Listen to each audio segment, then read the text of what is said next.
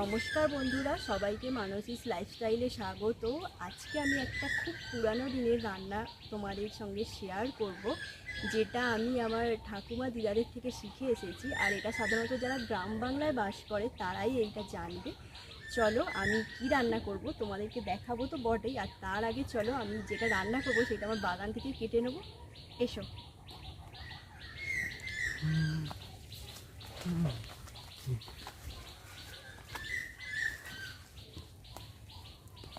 এই দেখো, এটা হচ্ছে ওল গাছের নরম কাণ্ড।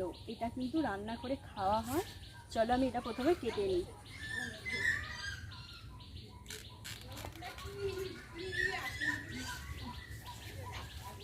এই দেখো, ওল ডাঁটার এই নরম কাণ্ডটা কিন্তু নানাভাবে রান্না করে খাওয়া যায়। চলো, আমার এখানে একটাই ছিল নরম। চলো আমি কিভাবে রান্না করি প্রথম থেকে শেষ পর্যন্ত কিন্তু দেখতে থাকবে। দেখো, এখানে কিন্তু আমি এই পাতাটা বাদ দিয়ে দেব, দিয়ে কিন্তু এর ডান্ডাটার উপরে কিন্তু দেখো পাতলা ছাল আছে, সেটা ছাড়িয়ে নেব। আর নিয়ে দেখো ছোট ছোট গোল গোল করে টুকরো করে কেটে নেব। আমি বানাবো আজকে ওল ডাঁটার মালাইকারি। চলো, আমি এর জন্য দেখো গোল গোল করে সব ডাঁটাটা কাটা হয়ে গেছে। এরপরে দেখো আমি মশলা হিসাবে নিয়েছি দুটো কাঁচা লঙ্কা, আর এখানে আদা, জিরে আর সামান্য ধনে আছে। চলো এটাকে প্রথমে ভালো করে শিলে বেটে নিই।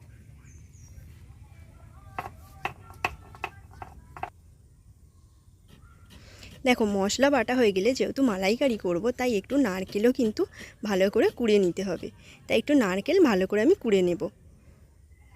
এরপরে দেখো উনুন ধরিয়ে নিয়েছি, কড়াইও বস করে দিয়েছি। কড়াই গরম হলে প্রথমে পরিমাণ মতো রিফাইন অয়েল দিয়ে দেব।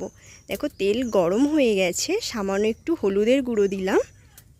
এবার যেহেতু মালাইকারি করব তাই কিছু চিংড়ি মাছ নিয়েছি। চিংড়ি মাছগুলোই কিন্তু আগে থেকে লবণ মাখানো ছিল। এবার কিন্তু মাছগুলো ভালো করে লাল লাল করে ভেজে নিতে হবে।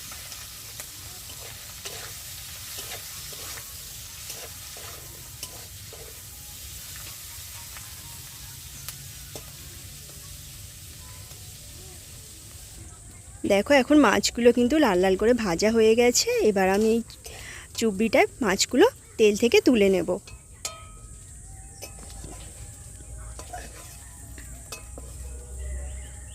মাছ তোলা হয়ে গেছে। এবার দেখো যেই ওলের ডাঁটাগুলো গোল গোল করে কেটে রেখেছিলাম সেটা কিন্তু আমি ভালো করে ভেজে নেব। আর এখানে একটা তোমাদের কথা বলে রাখি, এই ভাজার সময় কিন্তু কোনো রকম এতে লবণ বা হলুদ গুঁড়ো ব্যবহার করা যাবে না, কারণ যেহেতু টাটকা ওল ডাঁটা তাই এতে থেকে কিন্তু ভাজার সময় জল বেরোবে। দেখো আমার কিন্তু অনেকটাই ভাজা হয়ে গেছে, দেখো কত জল বেরিয়েছে আর কতটা কমে গেছে। দেখো এবার আর একটু ভাজা হয়ে গেলে আমি কিন্তু এবার এটাকে কড়াই থেকে নামিয়ে নেব। এবারে দেখো কড়াই আবার বস করিয়ে দিয়েছি, পরিমাণ মতো আবারও তেল দিয়ে দিলাম, হালকা নাড়াচাড়া করে নিলাম। এবারে আমি দেখো একটু 5 ফোড়ন দেব, তারপরে দেব একটা শুকনো লঙ্কা এবং দিয়ে দেব একটা তেজপাতা, দিয়ে ভালো করে ভেজে নেব। এবার দেখো ফোড়নের গন্ধ চলে এলে আগে থেকে যে আদা, জিরে, ধনে, কাঁচা লঙ্কার পেস্ট করে রেখেছিলাম সেই মশলাটা দিয়ে একটু ভেজে নেব 2 থেকে 3 মিনিট।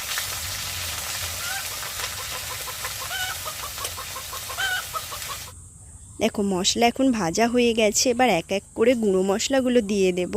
প্রথমেই দিয়ে দিচ্ছি পরিমাণ মতো লবণ, তারপর দেব পরিমাণ মতো হলুদ গুঁড়ো।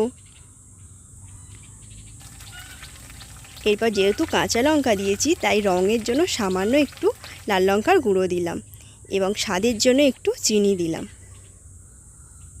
দিয়ে সামান্য একটু জল দিয়ে আবারও 2 থেকে 3 মিনিট মশলাটা ভালো করে কষিয়ে নেব।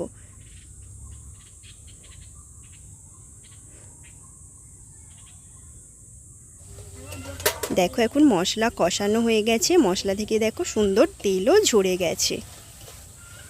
এবারে যে আগে থেকে ওলের ডাঁটাগুলো ভেজে রেখেছিলাম সেগুলো কিন্তু আমি দিয়ে দেব। দিয়ে সব মশলার সঙ্গে ভালো করে মিশিয়ে নেব। এখন দেখো মশলার সঙ্গে ওলের ডাঁটাগুলো ভালো করে সুন্দর করে কিন্তু মেশানো হয়ে গেছে। এবারে যে আগে থেকে ভাজা চিংড়ি মাছগুলো ছিল সেগুলো আমি দিয়ে দেব, দিয়ে আবারও কিছুক্ষণ ভালো করে মিশিয়ে নেব। দেখো সব শেষে আগে থেকে যে নারকেল কুড়িয়ে রেখেছিলাম সেটাও আমি দিয়ে দেব।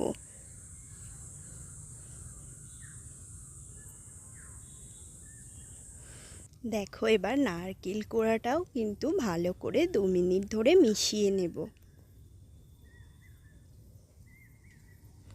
দেখো এখন নারকেল কোড়াটা এবং সব মশলা ভালো করে মেশানো হয়ে গেলে দেখো কি সুন্দর একটা গন্ধও চলে এসছে। দিয়ে একদম অল্প জল দেব, যেহেতু ওলনাটাগুলো ভাজতে ভাজতেই সেদ্ধ হয়ে গেছে, তাই অল্প জল দিয়ে কিন্তু ভালো করে জলের সঙ্গে মিশিয়ে নিয়ে এবার কিন্তু ঢাকনা দিয়ে 5 থেকে 7 মিনিট জোর আঁচে কিন্তু ভালো করে ফুটিয়ে নিতে হবে। দেখো তারপরে কিন্তু 10 মিনিট পর খুলেছি, একটু নাড়াচাড়া করে দেব।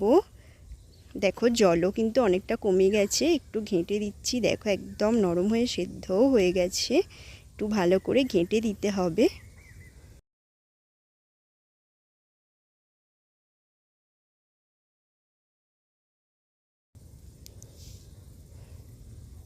দিয়ে আবারও ঢাকা দিয়ে 5 মিনিট রেখে দেব। দেখো 5 মিনিট পর ঢাকা খুলেছি, আমরা কিন্তু রান্নার একদম শেষ পর্বে চলে এসেছি। এবারে কিছুটা আমি চিনি অ্যাড করব, তারপরে দিয়ে দেব 1 চামচের মতো ঘি। এই রান্নায় কিন্তু ঘিটা দিলে টেস্টটা আরও দ্বিগুণ বেড়ে যায়। এবং সব শেষে দিয়ে দেবো একটু ওপর থেকে গরম মশলার গুঁড়ো।